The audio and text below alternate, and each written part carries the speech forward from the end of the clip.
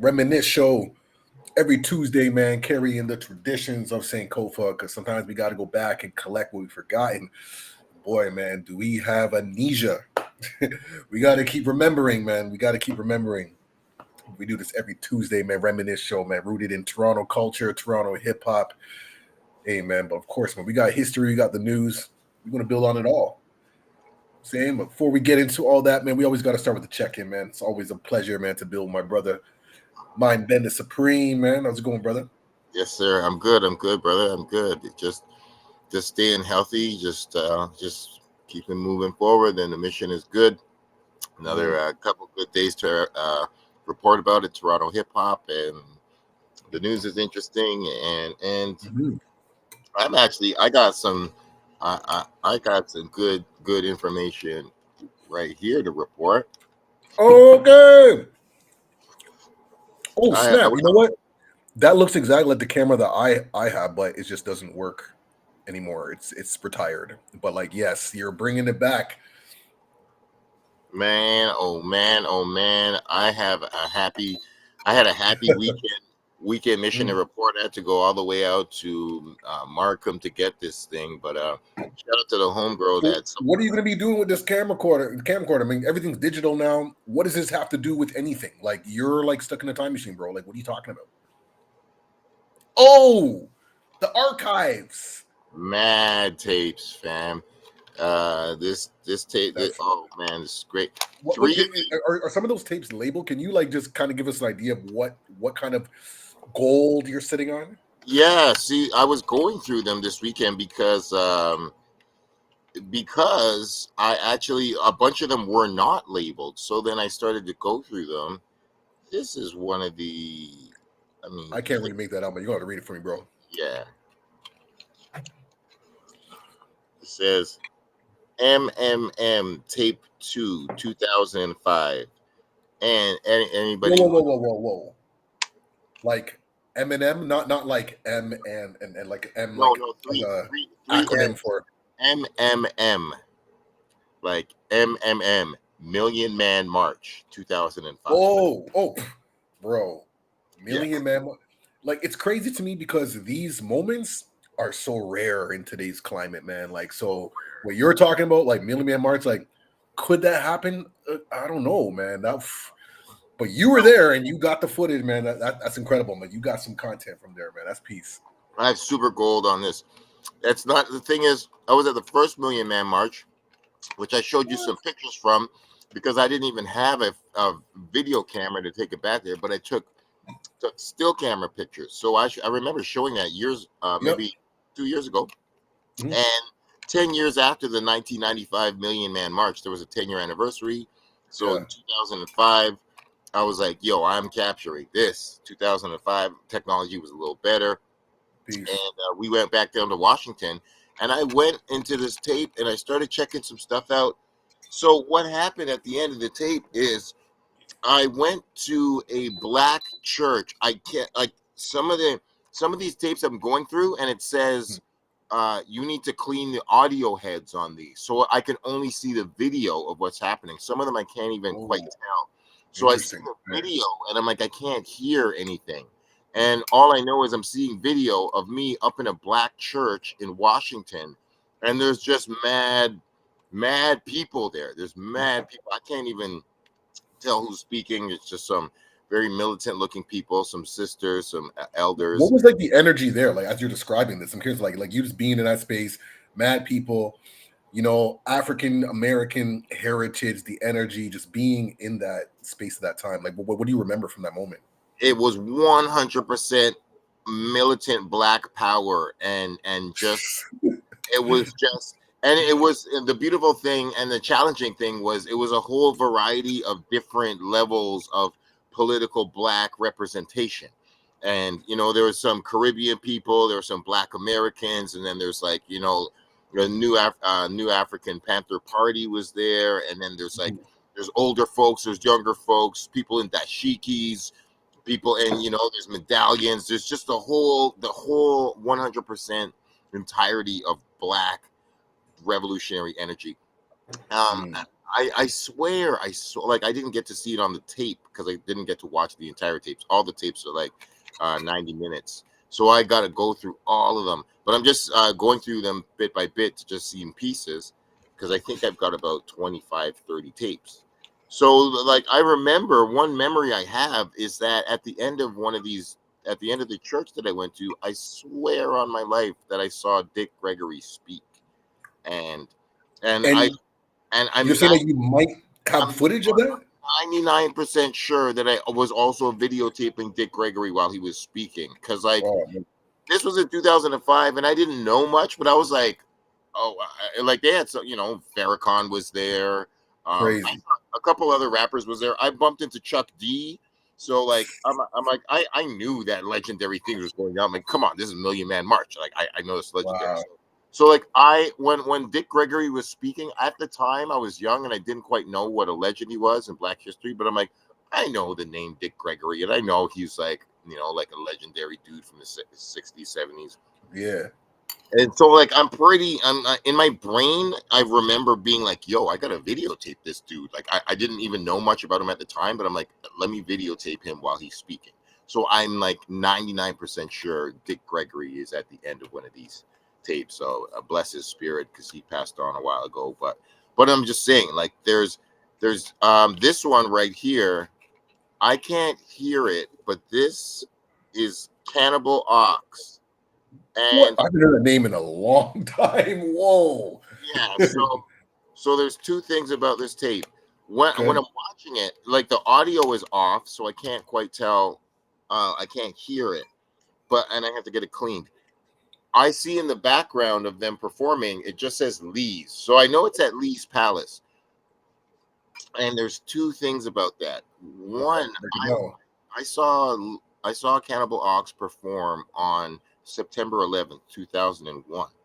It's like Oh, literally same day? same day. Like, they actually had the show booked for September 11th. So, like, nobody knew ahead of time, obviously. So, like, and the thing is, for people who don't know, these guys are New Yorkers. So, like, I Right. was at a New York rapper concert in In Toronto Toronto. on September 11th, and that shit happened in the morning. So when they're like, we're here at like 8 o'clock, 9 o'clock at night, and they're on Mm. stage here, they're just everybody was in a daze, man. I will not, like, it was just, everyone was just like zombie-ish. We're like, what is the world? What is happening?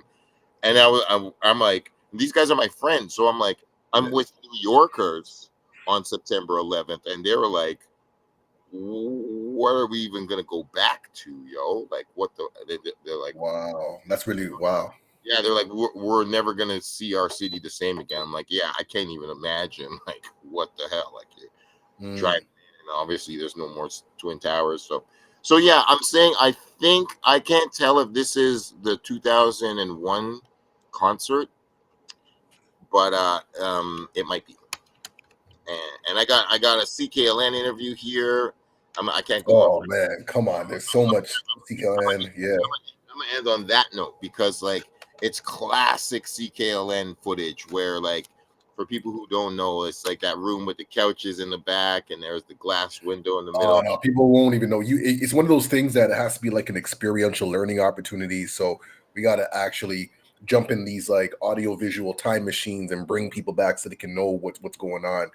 But to add to you, like, what you have, I have a bunch of tapes as well, like a whole bag, like in my room there, that's just What? waiting to uncover. So I'm gonna, look to see if I can get some of the proper equipment and whatnot and get on this archive thing. I think 2005 for me.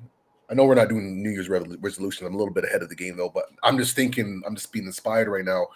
2025, is going to be like the year of the archive. Like really just intentionally going in that. I mean, obviously simultaneously while going to shows and keeping up with the latest things in the culture, but also like on some like Sankofa vibes, man. Really just going back because there's definitely going to be things that I forgot about. I can't remember every single detail of the past. So going through this will be like, oh, I got to bring this back to the future, to the present. You know what I'm saying? And carry that on. That's So exactly it. Because there's that, certain ideas, there's certain creative moments. There's just things to remember. Be like, oh, remember when they did that, or when they said that, or remember when we used to do that. Remember when we used to wear that. Remember when that was the song. Remember when that happened. Just period. Because there's a That's lot it. of these things like some of these things like are the reason why things are happening now, and some cats just don't know what happened then, why it's happening now. But it's like, Yeah. this is where the trend started, or Honestly, this is where that history started, or this is where that beef started, or something. yo, like that's like the main reason why I've like fallen in love with history. Like growing up as a youth, as a young guy coming, I didn't care for history, like whatever, you know what I mean? Like boring. But as I got old and I really wanted to understand the world, the circumstances of humanity, the things that we're going through, I'm like, I gotta go back. And then when you start really seeing things, it makes like so much sense It of like really the does. evolution of things. So yeah, that's what's up. Yeah. So how are you doing, man? How's things with you? Yeah, doing good, man, doing good. Of course, I was at school today, and over the weekend, took my daughter to go see Wicked, which Oh, is pretty dope. Musical kind of vibe, Wizard of Oz and whatnot, and with a modern nice. twist, and you know what I mean. It was definitely a good vibe. But I was a little upset that I missed the Riley's reunion, though. I Yeah. tried to like get tickets online; it was already sold out. I was like, yo, I should have just. I should have known that was going to happen and secured the tickets early. But I was like, yeah, I'll get around to it. I'm like, okay, here we go. Sold out. I'm like, yo. And then I see like the footage of like Tona and Adam Bomb. I'm like, this is like a Reminisce show vibe, man. Like we were supposed to be there and drop the ball, and so I'm upset about that. That's all I Yeah. got to say. I, I feel bad because I was there, man. I was there, and Okay. I got that footage. I definitely taped that whole thing. They only did that one song though. It was really Okay. awesome. They only did one song. You didn't miss like any, and that was the only like Well, live performance. Besides that, it was 100% no, music, which is dope. Everything was dope. It was a great night, but like nothing like the night no, itself was that's very special. It no. was It wasn't even just the performance. I mean, that was dope. I was just more so about the people who'd be there and the stories to capture. Like that's just more my brain is going, right? Because these are people who were there from the original Rileys and just I feel like there would have been like a lot of like reminiscing type of energy. So that's why I'm just looking at it from that perspective. I'm like, but hey, oh, I'm sure there'll be some other opportunities and you're yeah, absolutely right about that, man. And it was really dope. So I was there. P Plus was yeah, there. Grouch and yeah, the Anonymous. classics. Yeah, yeah, yeah. Great DJ Scratch Bastard came through. Big love to Big Sister Mel Boogie who was there. Um, yeah, That's peace, man. That's Miss peace. Naya was in the cut. She represented. Ivan and Jody were there. It was great. Gavin, shout out Brian Brock, and yeah, man, just yeah, That's what I'm saying, though. Like just off the strength of getting all of these people in one room, one Mhm. space. You know what I mean? Like that would have been dope, though. But well, I'm gonna keep an eye out, and next time like there's opportunity, I'm gonna lock that in early, man. Because yeah, when I saw the footage, I was like, oh, this is bringing back. This is the Toronto that I remember. Mhm. Yeah, it was really dope. There was one of the best moments was as soon I was like, this is selecting. Like as soon as Tona and Big Adam Bomb finished their song, fucking they step off. They just murk it. 3 words is done.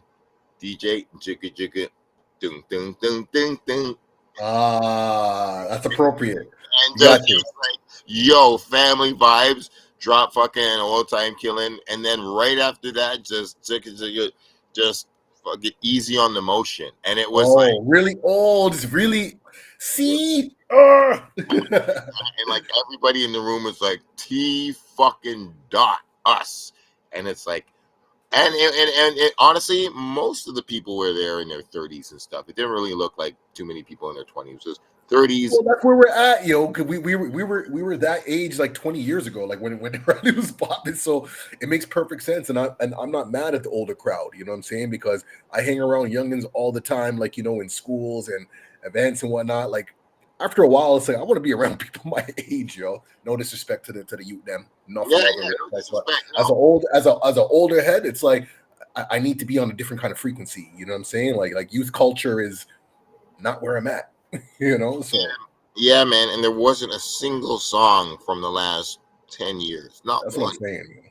Every song, there wasn't even like shit from like You 2008. see, as you're talking like this is like just from an educator standpoint, like, these are the type of like experiential learning opportunities that I'm talking about, because I think this would have been like a really interesting time to even bring some of the new artists that are coming up, like like Forsante and some of the other people's that I'm affiliated with, for them to kind of get this context of Toronto history. You know what I mean? To really kind of see like the energy and the vibe and whatnot. So I hope, shout out to Riley's. I hope they do something. Maybe they might have another jam in the summer. Like it would be dope to have something in the winter and the summer. They don't have to do it every weekend, but I think like you know a summer Riley's, like the beginning of summer vibe again. I think that would be appropriate and vibes. And when they do, because I know they're going to do it, because this event was a success, so they're definitely going to do it again. They might even have a holiday one. Who knows? But whatever it is, I'm gonna be there, and I want to make sure that I capture it, because it's hard to get important people all in the same room at the same time. You know Hmm. what I mean? So from there, it's just like quick 2 minute interviews, sound bites. Just that's it, man. That's it Hmm. And they did that. They did that for me. for sure. Of They course, did that. They did that upstairs. They had a Q&A thing, and they were like, of course. You have to. You have they to. just did it, and they were just like, "What does Riley's mean to you?" Just do a little 2 minute. That's it. Hmm. That's And I perfect, man. That's perfect. I love felt that. my heart. I was just going off. I was like, "Yo, yo, yo." There was no cell phones. There was no smartphones. We were all in the moment. And I tell the story a couple times because I just think it's funny, man. I don't even mean What's to the be so, story, man? I don't even mean to be salty about it, but this is the story of when Riley's was popping. Drake was apparently outside, and he was 18 years old, and he couldn't get in, and he kept trying to get in because for people who don't know, Riley's was at the top floor of a building. Right. You had to go up like 3 levels, and at the bottom was the bouncer, and like you just show your ID. So apparently Drake was like constantly at the bottom of Riley's and just couldn't get in and couldn't get up, and while we were up there wilding the fuck out and just going crazy. So that's, I mean, this guy fucking Yeah. throws the biggest parties in Toronto history now, but like at the time, this is what I'm saying. This is the fucking like the secret society level of the era, and like just like it was just a special time. It was really Mm, right before yeah. everything blew the fuck up. It was, and that was the one thing.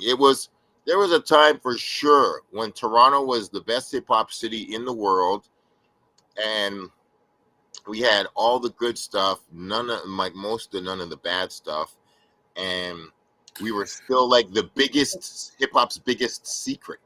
It was right before Drake blew up. We were still a secret. I was going to say this, like the era that you are referring to, for some of us older heads who know what I'm talking about, it was the era of MSN Messenger and MySpace. Hmm. Those were the social media platforms, like at that time. Hmm. And again, there's no cell phone, so in order to be on MSN Messenger is equivalent to like WhatsApp right now, except it would be on your computer, so you wouldn't have a phone. So if you're like messaging people on your messenger, it's only when you're at home and whatnot. You know what I mean? Same with MySpace, and that era was like the beginnings of what we are now existing in right now. But like that, it was just before the tipping point. We're just before, you know what I Hmm. mean? Where it's like we're getting wind of it, we're seeing things. And I remember when MySpace came out around that era, I was like, yo, I can just digitally like meet people and connect with people. Like I can message Quali, I can message whoever, like whatever artist, like right now. You know what I mean? That was the first time of just like direct connections to to people, So yeah, great era, man. And like we're living the manifestations of that right now. I saw this thing once. I don't know if this is 100% true, but I saw it said somewhere, so I'm just gonna Mm, repeat it. Oh, yo, Nadia, Black Planet, for real.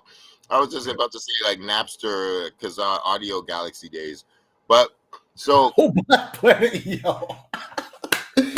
Ooh, I'm gonna leave that one alone, though. we're all anonymous on the internet anyway. So it's like, Yo, I forgot it. Yo, that's like the original, man. Oh my goodness. Wow. yo, so I had on that. This is a rare piece of information. On that documentary that Drake put out that was actually hidden and deleted. They had said on the documentary that Drake had 135 MySpace pages, and that they were like spamming hard, and they were going hard. They were like gaming the system and going hard with MySpace pages to try to get right before they got Lil Wayne to pay attention to him stuff. But I had heard somebody say that he had 135 MySpace pages. So it's like, yo, Yeah, there is definitely yeah, I can see that. I can see that at that time. People working the machine.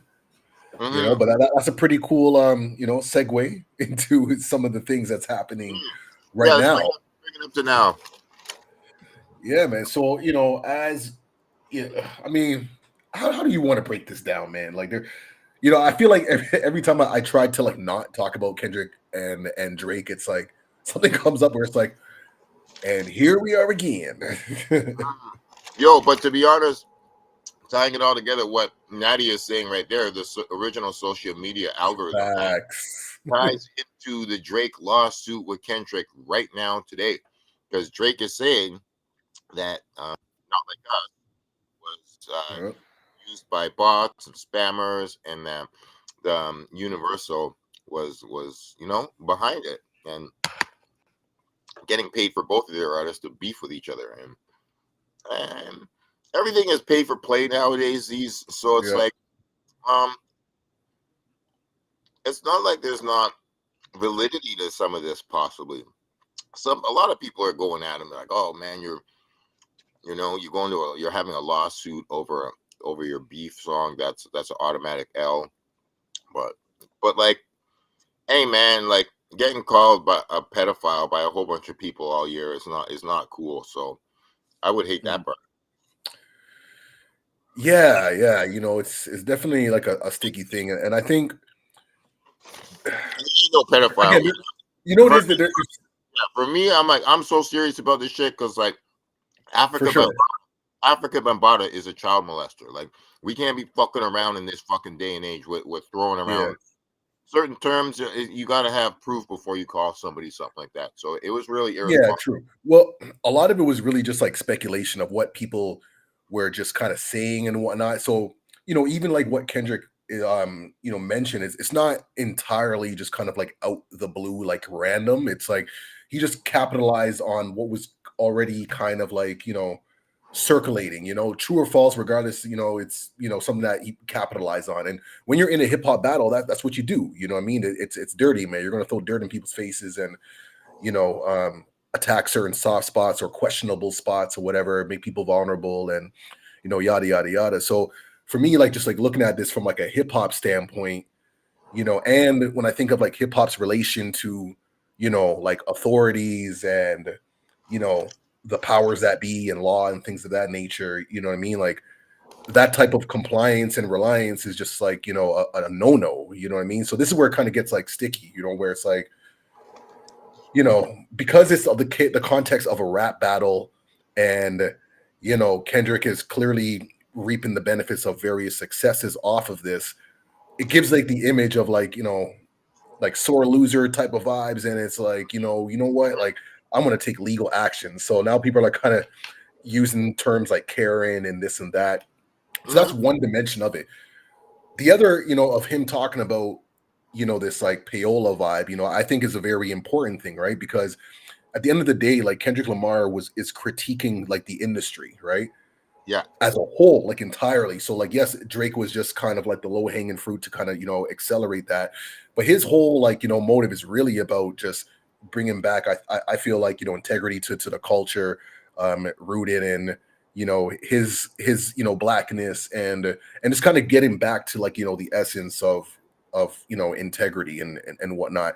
So this approach now of like looking at the label scenario, and it's already weird how they're all kind of like connected to the same space, and so it was already a weird situation from the beginning. It's like y'all are battling, but like the labels are winning either way. So but I think my thing is like where things would have been interesting, like if these types of critiques on the industry, if an artist like Drake were to like mention that like earlier, right? So I say all this to say because I saw a friend of mine, posted online and was talking about how, people had no problem with Michael Jackson and Kanye speaking about the industry, but then now that Drake says it, it's like the hater, and I'm like, well, different context and how and when they address the industry was more so they were more so on like a responsive.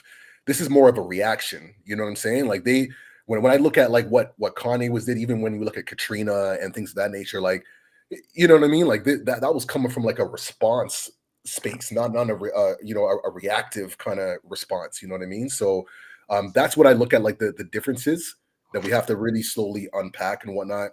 Does it make sense for to Drake to sue? I think he may have a point, but I think like the timing and the context right now, it may have some backlash. However, if some things are revealed that there is some truth, it'll be an interesting conversation. But I think from a hip hop battle standpoint, it's like, yo, you're talking to authorities. Yeah, we can't rate that. You said exactly what I thought, and I've only seen a few people actually acknowledge it. Where I'm like, Yeah, you know, it's not a good look. Even though I'm already gonna say, like, as far as the battle goes, I was more on Drake's side than Kendrick's side. yeah, yeah, Kendrick had a few moments. I just like hip hop, mhm, so yeah, there was moments I would acknowledge for both of them on both sides. But that being said, I know what the hip hop narrative is generally that yeah, Kendrick won. So like it just does, like as you said, it does look like sour grapes, and yeah, going to the cops after you caught an L. But that's the part I'm like, if Drake reveals anything is real in his lawsuit, because like he's going to like apparently, like I hope he wouldn't do this lawsuit without some kind of evidence or like some kind of yeah, reason to think this. It's not like, hey, it's not like, oh yeah, yo, the song was hot, whatever, yeah, I'll take my L. Because like Pusha T, when Pusha T song blew up, it's like that didn't blow up to the point where it's like, yo, yeah, this is just like everywhere. It's just like he just took an L and moved on. But like this is like, hey man, like it was some of this like overplayed somewhere because some weird fucking computer system had this on loop 13 times or some weird shit. Is that what we're dealing with? And if Drake finds out that was the case, then maybe he can do something about it. I don't even know what the hell kind of punishment there is to do, and like who can you sue? But like, yeah. Yeah, it's and it's really tricky because they're both under the same like distributions, like Universal and whatnot, and you know what I mean. So they're always winning out of this, but it is just a really interesting scenario just from the get go, mhm. So, but I'm always looking to critique like the industry, man, because there's so much things that the industry has a lot of potential, and now we're just kind of in this loop where things need to be revealed, So Cat Williams said it earlier this year, man. This is, the year of the truth, man, revelations and whatnot. And it's been nonstop. So, it's gonna be interesting. And then I'm curious to see like what this like Super Bowl halftime performance is gonna look like, because like just building up to it, I don't know. It's gonna be interesting. We're gonna see. We're gonna see. I really want to salute Drake because it's actually quite an intelligent pivot to be like, oh, y'all doing the Super Bowl here? Cool. On the other side of the world, I'm gonna be doing a tour, and for him to start his Australia tour the same day that the Super Bowl happens, it's Yeah. just smart. It's Yeah. just like Yeah. because Australia don't really give a fuck about a Super Bowl. Obviously No. some people will watch, but for the most part, they don't care like the same way. So like, yeah, man, and that'll be a whole damn country that'll be like, yes, we're happy to have you. He hasn't been there in 8 years, and Mm, he's just gonna be like, yo, y'all fucking have fun over here doing your little Super Bowl thing. I'm gonna be doing my thing, and like Yeah, I'm yeah, not even gonna be noticing whatever y'all talking about when you run your mouth about the Super Bowl and have Kendrick yeah, Lamar yeah. on Well, weekend. as I mentioned before, like I'm not worried about Drake. Like one thing that he knows how to do is again is pivot and just like kind of like move through like the chaos, and I was actually, like, I'll definitely big up Drake in that case too, man, because I was really reflecting on like Drake's like history with like rap battles, and from like the jump he's been battling, like, I mean, a lot of people don't really like really take that in, like from the jump, when he was, doing stuff with when they had like, like the offense and Aristo and those guys and whatnot. Like I was listening to like one of the old OTA live interviews on YouTube, man, super throwback, and Drake just building and talking. I'm like, yo, this is crazy, man. Like, dude really like prophesized a lot of his life, you know what I'm saying? Like where he's at. So you got to give credit to that, man, because that's not like an easy thing to do, man, to like prophesize and to be like, yo, now you here, but then also like this constant of like, proving himself and whatnot, um is a consistent theme, throughout his career. Yep, that's for sure. And man, in the beginning, I said it on one of my first songs, Screwface Capitalism, man. I was still making the grassroots references, and I was like, no, Drake can write great songs, man. Period. And he's just a great songwriter. So Yeah. all the other bullshit that people were being like, oh, this, that, and the third, like, yo, man, like when it comes to writing, man, this man has owned Billboard, man has owned Spotify, like he's just And written for other people too, by the way, who charted, that we may never even know about. I mean, we know a few, you know what I'm saying, like Alicia Keys and some other artists and whatever. But I'm pretty sure there's a whole bunch that are just like, yeah, just like non-disclosure. yeah, It's like you think they wrote that and that's like your anthem or whatever, and it's like, yeah, that was my pen. yeah. Yeah, that Kanye was over in Japan just recently this year, like months ago. He was like, when you still think that they have beef, Kanye's performing a song and he's like, yo, I want to thank Drake for writing this hook for me. And that's just, I'm like, oh, what? Like, Well, thank you know what? Okay, speaking of that, we got to give Kanye some credit like that. Man, he may be all over the place and whatever, but to give acknowledgement, where acknowledgement is due, yeah, I'll give him some credit for that, because even in his complexities and his frustrations, man, he'll still be like, yeah, I acknowledge that. You caught him on a good day. yeah, exactly. Like, wait, for sure, he's not a consistent man at all. He's very Yeah, erratic, but like once in a while, he has the most interesting and weird, unpredictable love hate relationship with Drake. yeah, And yeah. No, true indeed. Yeah, fascinating stuff, man. But hey, we're going to see where the future holds. You know what I mean? It's wild. I know that they're just speaking of concerts and stuff that's coming up, or showcases rather. Rise Entertainment, which is like a collective of like artists and creatives. They have their, I guess, like annual, like end of the year. I forgot what it's called though, but a few people are going to be performing. Forsante is going to be on the bill. Toby is headlining. Toby, So Toby is one of my like I said, man, it's one of my favorite artists to come out of the city.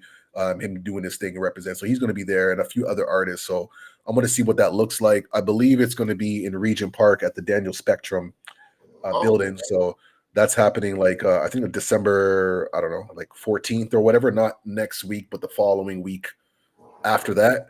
Nadia is going to be a So that vendor there. That's dope. The Last Rise. That's The the Last last. Rise, yeah, exactly. That's what's up. Yeah. So that's gonna be dope. I'm definitely gonna be in the building. Ben Ehrman, we'll see if you can come through too. I Just think give it'll me be a cool. date. Sorry. Just give me a date. Yeah. I'll get those details, man, for the Last Rise. Oh, I love that. That is it's like our personal assistant, Yo, virtual assistant in the cut. that's that's that's December 14th. All right, so everybody tapped in, man. December 14th, the Last Rise, and it's incredible. It's such a great vibe. So I'm looking forward to that. I don't know. Is there any other shows that you're looking forward to that may be on the radar that we're not aware yeah. of? Thankfully it's not the same day, but I'm pretty sure on December 15th is going to be the Buckshot Shorty Smith and Wesson concert with who else? I think group home, one other group. Okay. But Smith and Wesson, I have the flyer around here somewhere. Smith and Wesson, yo, let's go. Yeah. So I got a picture of Smith and Wesson with a Stolen from Africa gear and representing the man. So that's peace. That was a good 10 years ago or something. But yeah. Yeah. We'll do our best that we can come through, Nadia, and show some love. Yeah, pull up. But yeah, so December 15th, I'm pretty sure is the Buckshot 50th anniversary celebration here in Toronto, and yeah, I think there's a meet and greet. There's something else happening that day. Is it Smith and Wesson? No, yeah, it's Buckshot and somebody else. Anyways, that's happening at the Phoenix. Okay. Oh, it's at the Phoenix too. Okay, that's always good. I always appreciate the Phoenix. DJ Merciless is there. Okay, that's what's up, man. All right. Oh, the hip hop's gonna be real. We'll definitely tap into that. Build on that note. What's up, man? So, I don't know, man. Anything else to build on, man? We definitely covered quite a bit, man. I'm looking forward to these tapes, man. What's going to be uncovered, man? I know you're going to see like what I'm excited for these tapes that we're uncovering, these mini DVs of these artifacts and whatnot, is to see like the Toronto scene at that time. It's gonna be buildings that don't even exist anymore. Yep. You know what I'm saying? Like, it's gonna be wild, yo. So I'm excited for that. Oh, yo, what you got? This is what I was talking about. Yeah, it's Havoc that I'm also forgetting. And that's the one, right? Yes. Yeah. So it is Buckshot, Smith and Wesson, and Havoc and Big Noid. So yeah, the Mob Deep. This is gonna be a crazy show. And this is on the 15th. So thank God it's not the same day. Dope. All right. So it looks like back to back, man. Friday, Saturday. All right, man. That's what's up. Yeah, this is Sunday, so it's gonna be. Okay. Yo. And Nadia's saying that she'll be a vendor there as well. So that's what's up. Yeah. Yeah, man. Yo, that's about it, man. I can't think of anything else. So yeah, gonna end the year. It's been a wild 2024, man. Real wild year. Very, very much filled with highs and lows. And shout out to Saphir and Ka and just ODB's 20th anniversary. Like this November was real wild as far as rappers passing. So wow. Yeah, DJ Clark Kent. Yeah, man, it was a real one. It was a real one. So man. Yeah. So yeah, man, just mad love. What's up? Yeah, man, I think that's about it. I ain't got no other news to really drop. Yeah, 2024, man. It's like, what's next, man? Like, can we just move on? All goody, man. Well, I guess we can sign off like that. You know what I mean? I know next week we'll probably have some new updates, man. It'll be interesting to see what this lawsuit is going on with the labels, and Universal is just, just doing what colonizers do, man. It's like, we're going to have our hands here and here and here and let y'all fight amongst each other while we just collect the dough, like Mr. Burns, man, on some excellence. That's basically what's happening, right? So, like, we're seeing, but the thing is, it's like, we have to complain about things because they're like just wrong, not because they're just only impacting us. I think that's what happens. People see things happen and it's like, yeah. Until it gets to your door, then it's like, oh snap, I gotta do something about it. Now you guys ain't playing fair. It's like, no, we gotta like just, if we see injustice anywhere, it's everywhere, or however that saying goes from Malcolm X. But you know what I'm talking about. It's exactly the saying though, for real. Yo, Nadia, much love. Peace out. Yeah, 2024. Yo, for real, we're gonna ride this out. We got 1 month left, basically. But yo, man, no, the bottom line is that's what it is, though, and like we gonna carry that Cat Williams vibe into 2025. Oh, let's go. Diddy is on trial next year, and the motherfucking goddamn president's gonna be a monster, insane psychopath, and like, so it's just truth or nothing. It's just time for honesty and realness, and the media's got to be. We gotta hold each other accountable to being honest and authentic, and yeah, man, yo, that's it. So every day, all day, gotta make our ancestors proud. No. It's the Lord, man. All right, well, we're gonna sign off like that, man. Reminisce show every Tuesday, 7 p.m. Eastern time, live, man. I go by Logic, and I'm out here with my brother. Mind Bender Supreme. Let's look out for each other. Word That's up, it, man. man. Absolutely. All Yeah. right. Oh, yeah. All right, man. We out, man. High vibrations. I love to bring in our listeners, man. I appreciate that. So We high got to. vibrations all day. Yes, I send you love. I'm so happy to rock with my brother Logic every week. Just consistency and truth. This man is That's it. pure authenticity, and we gonna keep it going, man. We gonna turn it up actually because I got my camera here. Now I Come have on, man. some diehard shit. Now I have a Linear camera. Ho ho ho. We gonna drop these bombs and bullets. So Yo. yes, yes. CKLN days in Divine Style. Got Lee's Palace. Yo, is I found the Opera House concerts that are wild, man. It's gonna be crazy, man. People who Camu Towers on the tape. Rest in peace. So Wow. yeah, man. So good.